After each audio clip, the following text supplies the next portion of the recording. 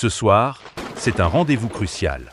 Un moment qui peut déjà marquer un tournant dans notre saison.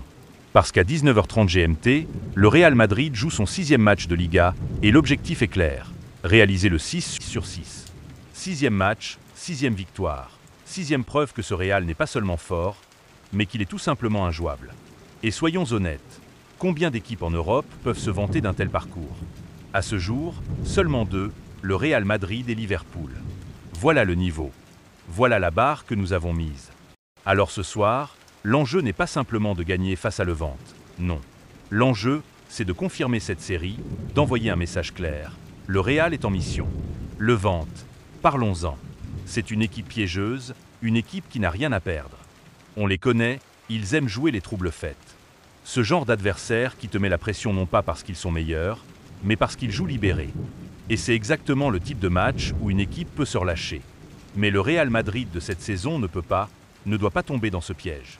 Pourquoi? Parce que l'enjeu est double. D'un côté, maintenir notre avance sur Barcelone, qui guette la moindre erreur.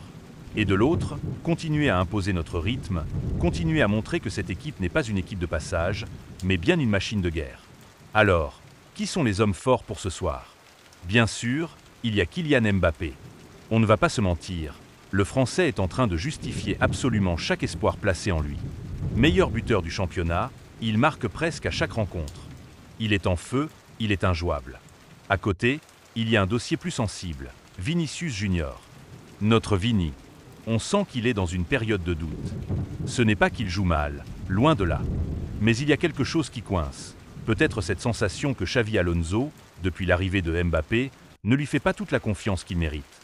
Pourtant, on le sait, Vinicius a déjà prouvé par le passé qu'il est capable de porter le Real Madrid sur ses épaules. Ses doutes sont compréhensibles, mais ce soir, ça peut être l'occasion parfaite pour lui de rappeler au monde qu'il reste une arme fatale. Parce qu'un Vinicius motivé, confiant, c'est une défense en enfer. Au milieu, on ne peut pas ne pas citer Jude Bellingham. Le patron, celui qui, malgré son jeune âge, a pris les clés du jeu madrilène. Il dicte le rythme, il s'impose, il se projette, il marque. Bellingham, c'est l'équilibre entre force et intelligence. Et ce soir encore, il sera au cœur de la bataille. À ses côtés, Xavi Alonso a du choix. Tchouaméni, Camavinga, Valverde, voire Arda Güler. Et c'est ça qui fait la force de ce Real. Peu importe le trio aligné, l'intensité est toujours au rendez-vous. Derrière, il y a bien sûr Thibaut Courtois. Que dire de plus? C'est un mur. Un gardien qui, match après match, sauve l'équipe dans les moments les plus compliqués. Tant qu'il est là, le Real Madrid part avec un avantage psychologique énorme. Devant lui, on pourrait voir Dean Huijsen associé à Raúl Asensio, avec Alaba et Carra sur les côtés, même si Fran Garcia est une alternative. Bref, une défense solide, expérimentée, prête à contenir les assauts de Levante. Alors, Madridista, soyons clairs, ce soir, ce n'est pas juste un match de Liga, c'est un test. Un test pour notre série, un test pour notre mentalité, un test pour notre statut. Parce qu'en Liga, chaque point compte. Chaque victoire permet de creuser l'écart avec Barcelone. Et si le Real continue sur ce rythme, on ne parle pas seulement d'un leader, on parle d'un champion en puissance. Mais attention, ne pas tomber dans l'excès de confiance. On sait que le football est cruel. Un match piégé, une erreur d'inattention, et tout peut basculer. Ce soir, il faudra de la concentration, de la rigueur, et surtout, de l'efficacité.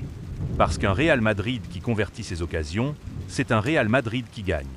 Alors je vous pose la question, Madridista, est-ce que vous pensez que Vinicius va retrouver la confiance ce soir? Est-ce que Mbappé va continuer sa série incroyable? Et surtout, est-ce que ce Real Madrid peut rester invincible encore longtemps? Moi, j'ai mon idée. Je pense que ce Real-là, avec l'envie, avec le sérieux, peut envoyer un message clair ce soir. La Liga, c'est notre terrain de jeu. Le défi est posé. Le 6/6, c'est en jeu. Moi, je vous le dis, si le Real sort encore vainqueur ce soir, l'Europe entière va trembler. Parce que ce ne sera plus seulement une série. Ce sera une démonstration. À la Madrid. Bien évidemment, cela n'est pas passé inaperçu que s'était déroulée la cérémonie du Ballon d'Or qui a vu briller Ousmane Dembélé. Je vais être honnête avec vous. Quand on prononçait le nom de Dembélé ces dernières années, ce n'était pas pour parler d'un potentiel Ballon d'Or. C'était pour parler de ses blessures, de sa fragilité, de son irrégularité.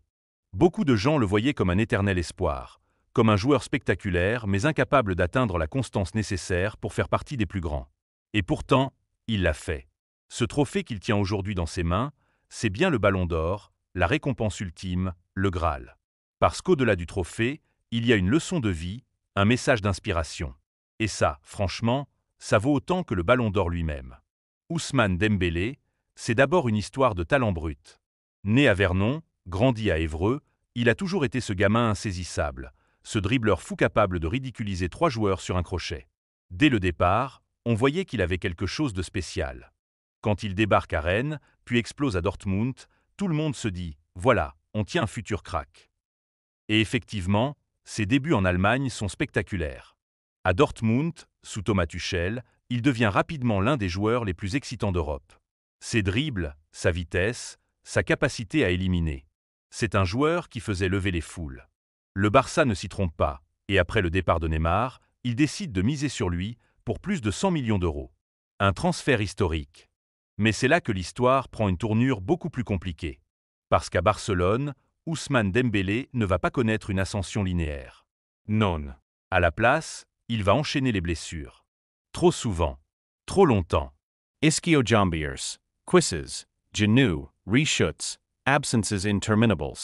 Pendant plusieurs années, Dembélé devient presque une caricature du joueur fragile. Et chaque fois qu'il revenait, on se disait « peut-être que cette fois c'est la bonne ». Mais le sort s'acharnait. Beaucoup de supporters et d'observateurs commençaient même à perdre patience. On entendait des phrases comme « Dembélé, c'est du gâchis »,« Dembélé, c'est fini, il n'atteindra jamais le niveau qu'on espérait ». Et quelque part, c'était cruel mais compréhensible. Parce qu'un talent brut, sans régularité, sans continuité, finit par s'éteindre. Mais Ousmane, lui, n'a jamais lâché. Derrière son sourire discret, derrière son caractère parfois incompris, il a continué à bosser. Et petit à petit, il a regagné du terrain. Quand Xavi arrive au Barça, il lui redonne confiance. Il lui confie un rôle clé dans son système. Et là, Dembélé commence à renaître. Moins brouillon, plus collectif, toujours aussi explosif. On voyait qu'il redevenait ce joueur capable de faire basculer un match. Puis arrive le grand tournant, son transfert au Paris Saint-Germain. Beaucoup pensaient que c'était un pari risqué. Quitter Barcelone pour rejoindre le PSG, ce n'était pas évident. Mais en réalité, c'est à Paris qu'il a enfin trouvé la stabilité, la régularité et surtout la reconnaissance.